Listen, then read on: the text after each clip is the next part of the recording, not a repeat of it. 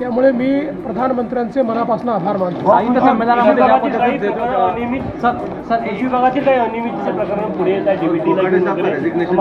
माझी कृषी मंत्र्यांना आरोप होत आहे, त्या संदर्भात सरकार काही गांभीर्याने घेत असं आहे की आमच्याकडे कोणीही तक्रार केली तरी त्या तक्रारीची आम्ही चौकशी करत असतो.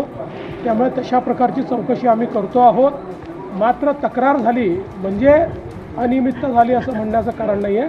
तक्रारीच्या अंती त्याचं जे काही त्यातनं निघेल त्याच्यावर मी फायनल कमेंट देईन. सोलर विजेच्या संदर्भात विद्युत नियामक मंडळानं एक प्रस्ताव पाठविलेला आहे की सकाळी 9 ते संध्याकाळी 6 पर्यंतचे जे वीज असेल ते ग्राहकांना वापरता येईल, इतर वेळेच्यावर चार्जेस लागेल. पहिल्यांदा तर सगळ्यांनी लक्षात घेतलं पाहिजे, घरगुती वीज ग्राहकांकरता हा लागू नाही, PM सूर्यघर करता देखील लागू नाही. त्याच्यामुळे जाणीवपूर्वक या ठिकाणी काही लोक चुकीचं पसरवत आहेत, चुकीच्या गोष्टी सांगतायत. अशा प्रकारे कुठेही घरगुती सोलरधारक किंवा PM सूर्यघरवाले या निर्णयाने अफेक्ट होणार नाही. या उलट काही इंडस्ट्री ज्या एक्सेस वीज आमच्याकडे आता तयार ज्यावेळेस होणार आहे त्यावेळी ते एक्सेस वीज जर ते वापरतील तर त्यातनं जो काही पैसा आहे तो राज्याच्या युटिलिटीला मिळाला पाहिजे, या दृष्टीनं हे प्रपोजल तयार करण्यात आलेलं आहे. साहित्य संमेलनात ज्या पद्धतीने पाहिलं आपण, द्वेष जो आहे, द्वेष दिसतो आहे साहित्य संमेलनामध्ये. प्राईम मिनिस्टर पासून ते ठाकरेंपर्यंत जो द्वेष आहे, साहित्य संमेलनाचा व्यासपीठ जे आहे ते अशा पद्धतीनं द्वेषासाठी वापरलं जाणं कितपत योग्य वाटतं? मला असं वाटतं की प्रत्येकाने साहित्य संमेलनात बोलताना त्या ठिकाणी काही मर्यादा या ठेवल्या पाहिजेत.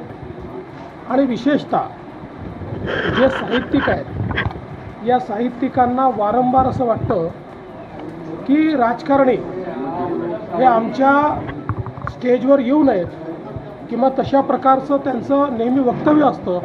मग त्यांनी देखील पार्टी लाईनवरचे जे कमेंट्स आहेत हे कमेंट्स करणं हे योग्य नाही आहे. त्यांनीही मर्यादा पाळायला पाहिजे असं माझं मत आहे.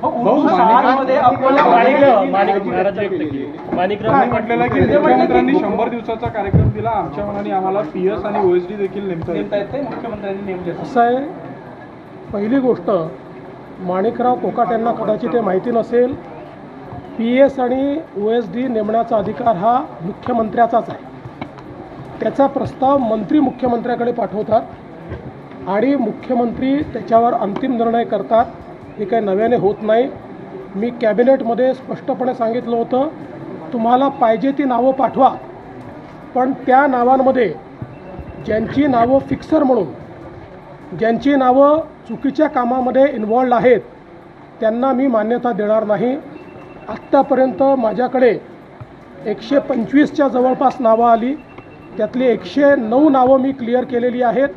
उर्वरित नावं मी क्लिअर केली नाहीत, कारण कुठल्या ना कुठला आरोप त्यांच्यावर आहे, कुठली ना कुठली चौकशी चाललेली आहे किंवा मंत्रालयामध्ये त्यांच्याबद्दल परसेप्शन हे फिक्सरचं आहे. कोणी नाराज झालं तरीही मी अशाला मान्यता देणार नाही. ठाणे आणि कल्याणमध्ये अतिक्रमणाची मोठ्या प्रमाणात गैरप्रकार आढळून आले. नागपुरातही ते प्रकार आहे, काही चौकशी करणार का राज्य सरकार? निश्चितपणे आमचे जे राज्यमंत्री आशिष जयस्वाल जे आहेत यांनी याच्यात पुढाकार घेतलेला आहे. अल्पसंख्याक आयोगाचे अध्यक्ष प्यारेखानजी यांनी या अनियमितता शोधून काढलेल्या आहेत आणि प्रचंड मोठ्या अनियमितता आहेत. पोरांना शिक्षण मिळत नाही आहे आणि काही लोक पैसे लाटत आहेत. त्याची संपूर्ण चौकशी करण्याचा निर्णय घेण्यात आलेला आहे. आशिष जयस्वाल त्यात लक्ष घालत आहेत. अतिक्रमणाची कारवाई सुरू आहे, त्या कारवाईमुळे अनेक घर बेघर होण्याची शक्यता आहे. याच्यामध्ये आमच्या असं लक्षात येत आहे की हे जे बिल्डर आहेत हे बिल्डरच कारस्थान करून अशा प्रकारे पहिल्यांदा अनियमित बांधकाम करायचं आणि मग कोणाला तरी कोर्टात पाठवायचं. हे जे काही धंदे चाललेले आहेत हे योग्य नाही आहेत. या संदर्भात उपमुख्यमंत्री एकनाथराव शिंदेजींशी देखील माझी चर्चा झाली. त्यांनी त्यातल्या फॅक्ट्स माझ्या नजरेस आणून दिलेल्या आहेत आणि या संदर्भात आम्ही कोर्टमध्ये इंटरव्हेन्शन करणार आहोत. माणिक यात्रेमध्ये मुस्लिम व्यावसायिकांना कुठेतरी व्यवसाय करण्यासाठी बंदी आणलेली आहे स्थानिक ग्रामस्थांनी, कसं?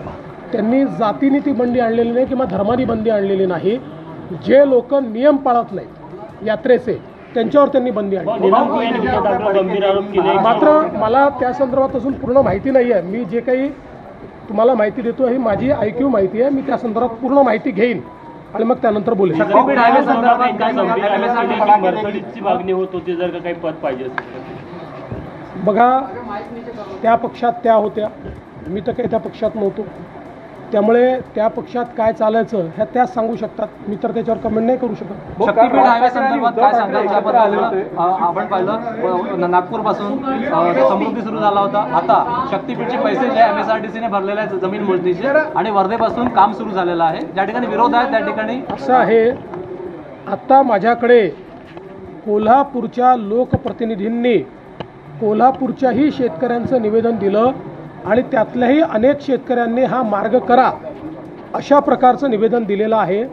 आम्ही पहिल्या दिवशीच ठरवलं आहे कोणाचा विरोध पत्करून करणार नाही. सगळ्यांना समजवून त्याचे फायदे समजवून आणि सर्वांना उत्तम कम्पेन्सेशन देऊन आम्ही तो करू. त्यामुळे शक्तीपीठ मार्ग आम्ही करणार आहोत, सगळ्यांना विश्वासात घेऊन करणार आहोत. राज